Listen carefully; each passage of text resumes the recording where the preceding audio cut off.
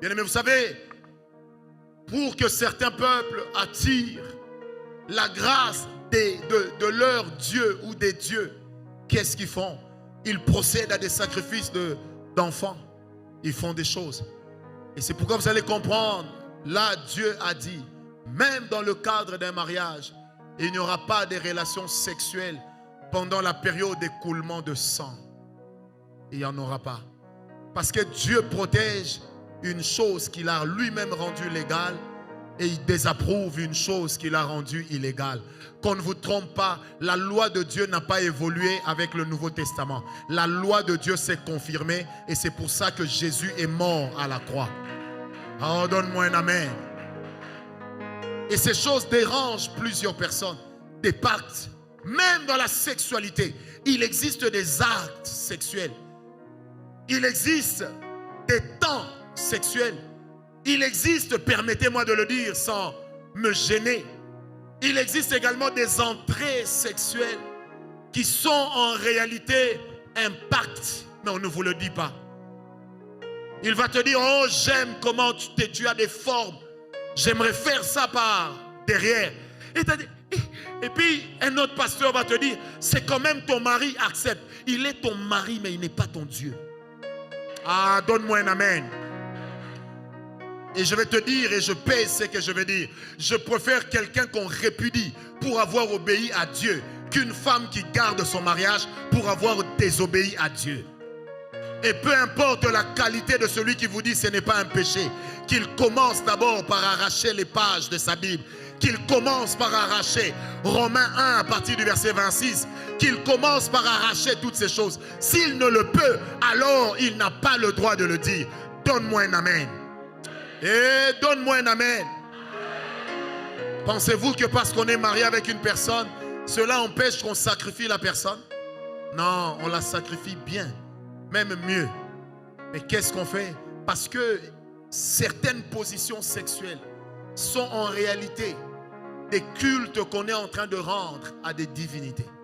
Sont des invitations que l'on rend à des divinités. Frère, le Dieu de la Bible n'est pas bête. Ah non, toutes nos passions ne sont pas forcément pures. Et ce n'est pas le mariage qui donne à de mauvaises passions une pureté qu'elles n'ont pas. Bien-aimé, Dieu n'a pas changé. Et les temps ne changent pas Dieu. C'est pourquoi l'apôtre dit ceci, qu'il est le maître des temps et des circonstances. Car en lui, il n'y a ni changement, ni ombre de variation. Il n'y en a pas. Donne-moi un amen. Ces choses, si on ne vous le dit pas, bien aimé, vous allez détruire votre vie. C'est pourquoi il y a des gens ici qui ont l'habitude de dire, j'ai élevé des autels, comment Dieu ne fait pas? Tu continues à sortir avec le mari d'autrui et tu crois que Dieu, on l'achète avec de l'argent. Foutaise. Donne-moi l'amen.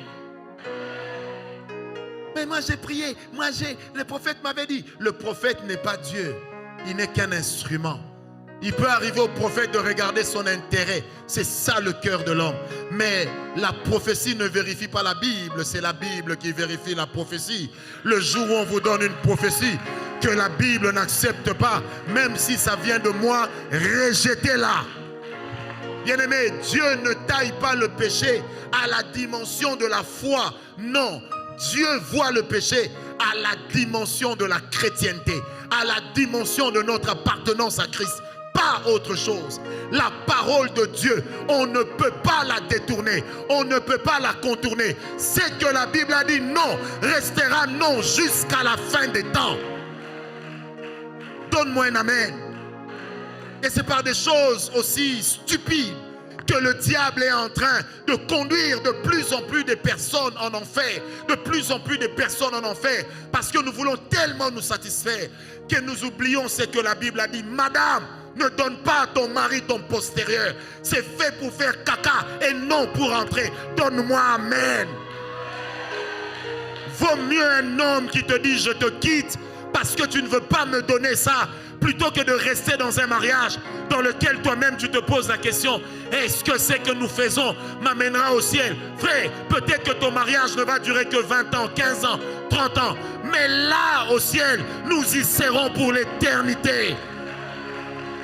On ne peut pas comparer l'éternité à un laps de temps. On ne le peut. C'est pourquoi la Bible dit, notre Dieu est éternel. Ça veut dire, il existe par lui-même. Avant que le temps ne soit, il est. Et lui nous amènera dans son éternité, afin que nous aussi, nous soyons comme il est. Habitons avec lui, l'adorant et l'exaltant. Si tu es d'accord, donne-moi un amen bien. Frère, aucune alliance n'a le droit de violer les prescrits de la parole de Dieu. Je le dis avec sérieux. Aucune chose ne peut violer les prescrits de la parole de Dieu. Parce que Dieu est dans sa parole. Dieu n'est pas ailleurs. Il est dans sa parole. Ah, donne-moi un amen. Et la Bible dit dans le psaume 147, verset 5, l'Éternel dit une parole, il court derrière sa parole pour l'accomplir. Il ne court pas que pour accomplir des paroles de bénédiction, mais il court aussi pour accomplir des paroles de malédiction. Nous ne prions pas un Dieu bête. Nous ne prions pas un Dieu qui a une longue barbe et qui nous regarde comme s'il n'avait rien à faire. Oui, mon fils, fais ce que tu veux. Non, il n'y a que Dieu qui ait le droit de faire ce qu'il veut. Toi et moi, nous n'avons pas le droit. L'alliance est sacrée. L'alliance est sacrée. L'alliance est sacrée. Blaguer avec tout. Mais il y a de ces choses, tu blagues avec aujourd'hui. Tu peux rire aux éclats. Mais n'oublie pas, tu paieras. Tes enfants aussi paieront. Donne-moi un amen. Tes enfants aussi paieront. Messieurs qui aimaient bien jouer au Don Juan, est-ce que tu sais là où tu vas? Est-ce que tu connais les alliances qu'il y a derrière cette beauté? Mesdames qui aimaient jouer au Donabeja, aux femmes les plus belles et les plus remarquables de la contrée, n'oubliez jamais que ce n'est qu'un détail. La chose qui compte, c'est l'éternité. Qui m'a donné un amen? Amen. Oh, je sens la présence de Dieu. Quand on veut te voler ta destinée, on te conduira à faire des choses qui amèneront Dieu à se détourner de toi. Et lorsque Dieu se sera détourné de toi, le diable se chargera lui-même de te mettre à mal. Frère, je me rappelle de cette fille que j'ai reçue une fois aux États-Unis, fille d'un grand pasteur. Elle me dit, mon père est reconnu comme un grand pasteur. Il prêche Jésus-Christ. C'est extraordinaire. Il parle de la sanctification, c'est grave. Il dit, mais quand mon père rentre à la maison, nous tous, nous faisons toujours des rêves de mari et femme de nuit. Je lui ai dit, comment tu peux expliquer? Elle me dit, j'ai acculé maman. Et maman m'a dit un jour que votre papa draine des foules en utilisant un esprit de sirène. Il a le nom de Jésus dans la bouche, mais c'est la sirène qui fait tout le travail. Je préfère diriger une église de 2 membres, en sachant que nous 3, nous irons au ciel, que diriger une foule, en sachant que nous tous, nous irons en enfer.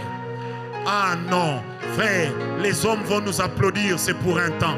Je préfère les applaudissements de Dieu.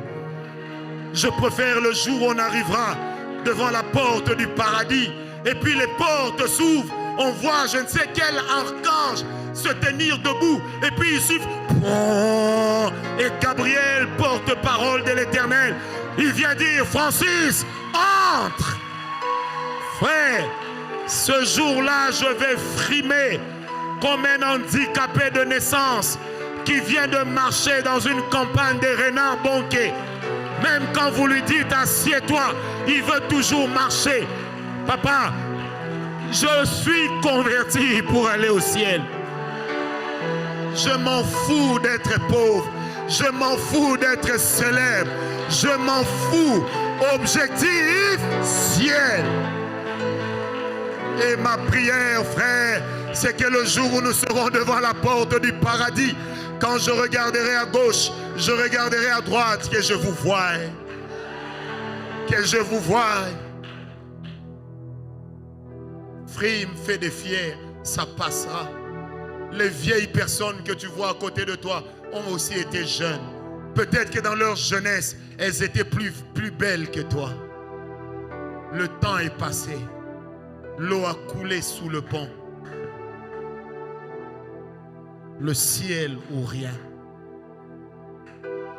Le ciel ou rien. Je répète, le ciel ou rien. Le ciel ou rien. Le ciel ou rien. Le ciel ou rien. Je me rappelle d'une personne qui m'a dit un jour, Francis, je vais te dire des choses, ça va asseoir ton aura. Je lui dis non, tu peux les garder pour toi. Tel que j'avance, si je ne meurs pas tôt et si Christ ne revient pas, j'arriverai là où Dieu m'a dit que j'arriverai. Je sens la présence de Dieu. Si tu dis, mais pour qui il se prend? Il se prend pour un enfant de Dieu. Point barre. Tu peux même m'appeler Francis, tu peux m'appeler frère. Ça m'est égal. Ce qui compte, que mon message ce soir passe. Que mon message ce soir passe. Que mon message ce soir passe. Mes amis, l'enfer existe. Est-ce que vous m'avez compris? L'alliance qui n'a pas d'exigence n'est pas de Dieu. Je répète, l'alliance qui n'a pas d'exigence n'est pas de Dieu. Ce n'est pas de Dieu. Les péchés qui amènent l'alliance à être détruite